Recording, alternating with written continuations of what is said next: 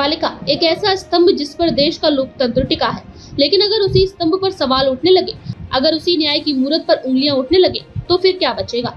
आज हम बात कर रहे हैं भारत के पूर्व प्रधान न्यायाधीश यानी सीजेआई डीवाई चंद्रचूड़ पर लगे उन गंभीर आरोपों की, जिसने पूरे न्यायिक गलियारों में हलचल मचा दी। आखिर क्या है ये पूरा मामला? क्या सच में पूर्व सीजेआई ने नियमों का उल्लंघन किया और क्यों मांगी गई सीबीआई जांच? आइए इस पूरे न्यायिक चक्रव्यूह को आज खेलते हैं बिना किसी लाग लपेट के। कौन है जस्टिस राकेश कुमार? सबसे पहले जानिए ये शिकायत करने वाला शख्स कौन है।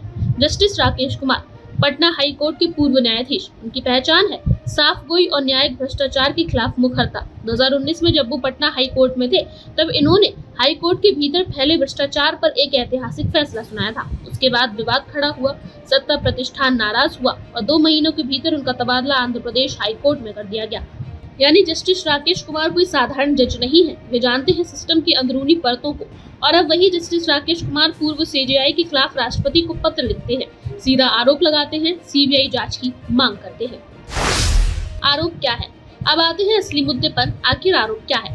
जस्टिस राकेश कुमार का कहना है कि 1 जुलाई 2023 को सुप्रीम कोर्ट गर्मियों की छुट्टी में था। कोर्ट औपचारिक रूप से 3 जुलाई को खुलने वाला था, लेकिन उसी छुट्टी के दिन तत्कालीन सीजेआई चंद्रचूड़ ने एक बेहद असामान्य काम किया। तीस्ता सीतलवाड़ की जमानत याचिका पर सुनवाई के लिए विशेष पीठ गठित की गई और न सिर्फ एक बार बल्कि उसी दिन 2 बार विशेष पीठ का गठन हुआ।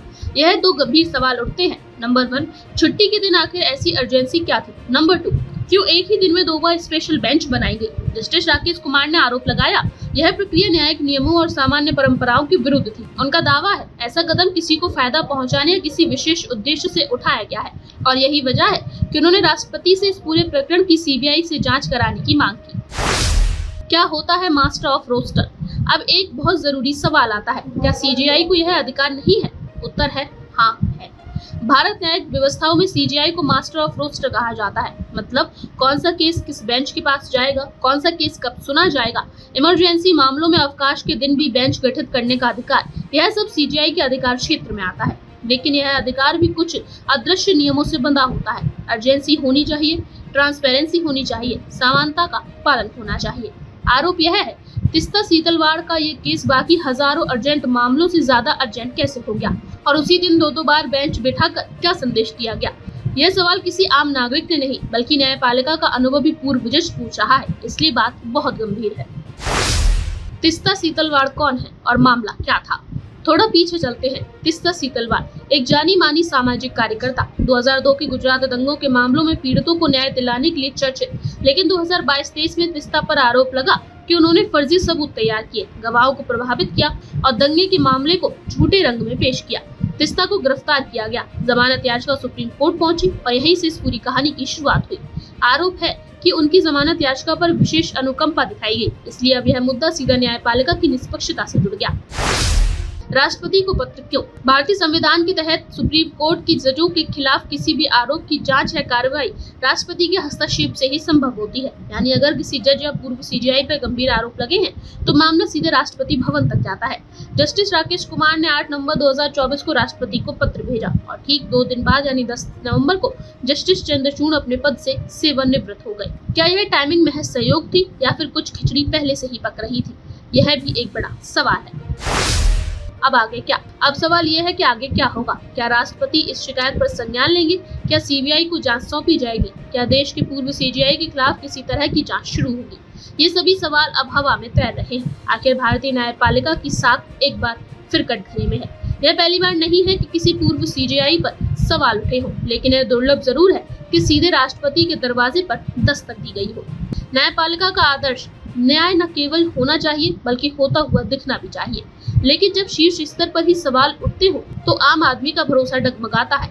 आज सवाल सिर्फ चंद्रचूड़ पर नहीं है, सवाल है उस पूरी व्यवस्था पर जो कभी कभी अपनी ही ऊंचाई में खो जाती है। जहां एक और न्याय की देवी की आंखों पर पट्टी बंधी होनी चाहिए, वहीं दूसरी ओर कुछ खास मामलों में वह पट्टी अचानक गिर जाती है। क्या यह सिर्फ एक मामला है या बर्फीली सतह के नीचे बहुत बड़ी दरार है? आने वाला वक्त बताएगा।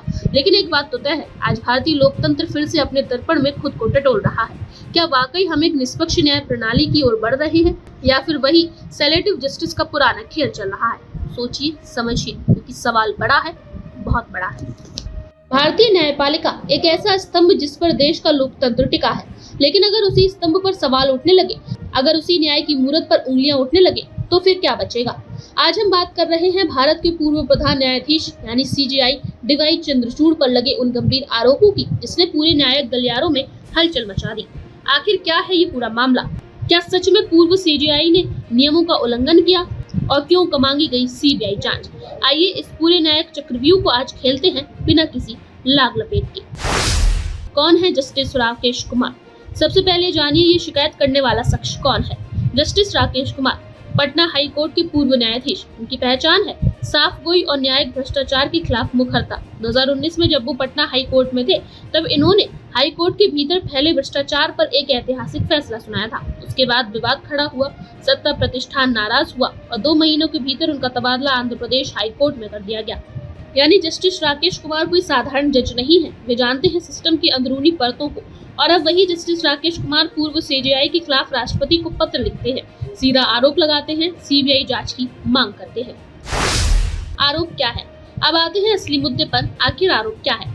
जस्टिस राकेश कुमार का कहना है कि 1 जुलाई 2023 को सुप्रीम कोर्ट गर्मियों की छुट्टी में था। कोर्ट औपचारिक रूप से 3 जुलाई को खुलने वाला था, लेकिन उसी छुट्टी के दिन तत्कालीन CJI चंद्रचूड़ ने एक बेहद असामान्य काम किया। तीस्ता सीतलवाड़ की जमानत याचिका पर सुनवाई के लिए विशेष पीठ गठित की गई और न सिर्फ एक बार बल्कि उसी दिन 2 बार विशेष पीठ का गठन हुआ। यह 2 गंभीर सवाल उठते हैं। नंबर 1, छुट्टी के दिन आखिर ऐसी अर्जेंसी क्या थी? नंबर 2, क्यों एक ही दिन में 2 बार स्पेशल बेंच बनाई गई? जस्टिस राकेश कुमार ने आरोप लगाया, यह प्रक्रिया न्यायिक नियमों और सामान्य परंपराओं के विरुद्ध थी। उनका दावा है ऐसा कदम किसी को फायदा पहुंचाने या किसी विशेष उद्देश्य से उठाया गया है और यही वजह है कि उन्होंने राष्ट्रपति से इस पूरे प्रकरण की CBI से जांच कराने की मांग की। क्या होता है मास्टर ऑफ रोस्टर? अब एक बहुत जरूरी सवाल आता है, क्या CJI को यह अधिकार नहीं है? उत्तर है हाँ है।